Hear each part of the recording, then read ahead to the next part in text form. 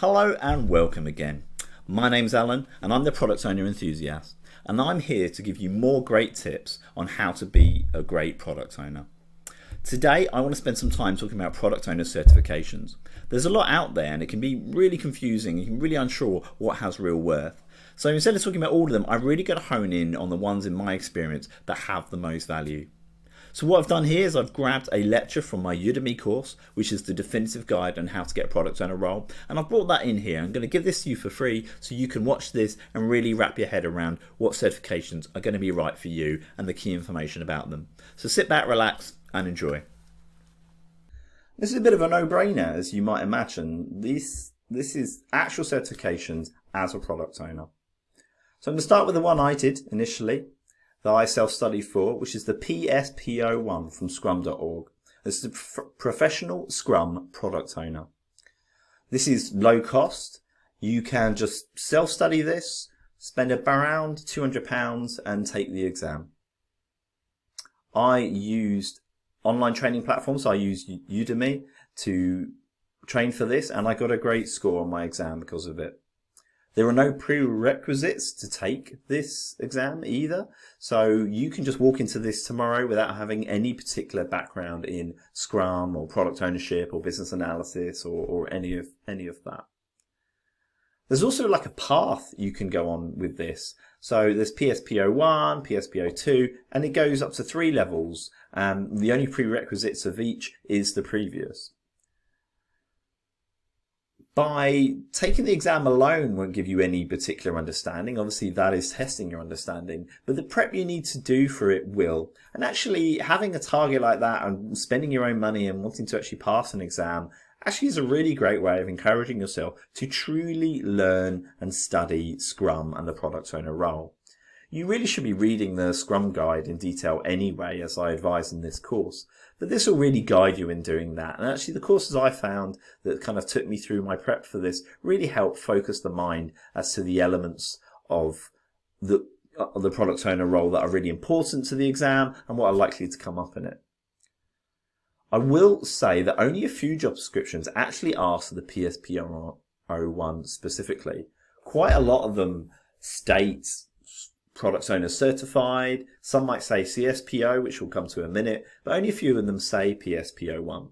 But I don't want to let that put you off, because so many of them say equivalent, and even the ones that don't say, I really believe that this will add that extra level of strength to your CV that other candidates just won't have, and at a really affordable price as well. I will say the exam, I would say, was actually moderately difficult. It's more difficult than I expected. And you can't really just coast your way into this. You really need to have read the Scrum Guide multiple times, completed quite a bit of self-study to really understand the detail what the Scrum Guide says. Thankfully, the Scrum Guide is well written, it's pretty concise, so it's absolutely achievable to do in probably just a few weeks if you're quite dedicated. So let's move on to the CSPO. This is the Certified Scrum Product Owner from the Scrum Alliance.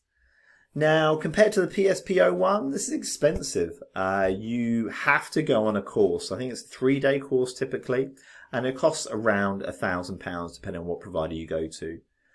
One benefit though is there is no exam at the end at all. You go to this course and then you get the certification once you've completed going to it.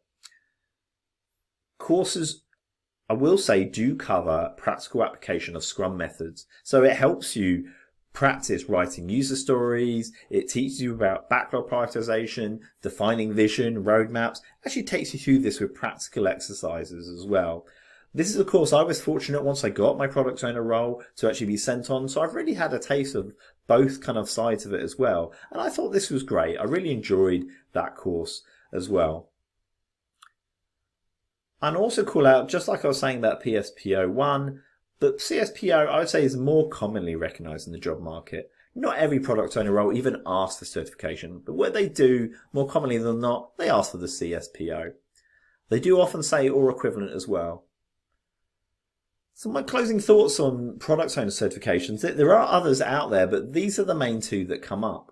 CSPO comes up more often, and if you can afford it, and you need to pay for it yourself, I probably would go for CFPO as it is more widely recognized. But generally, for most people, if you are self-funding, I would go for the PSPO one.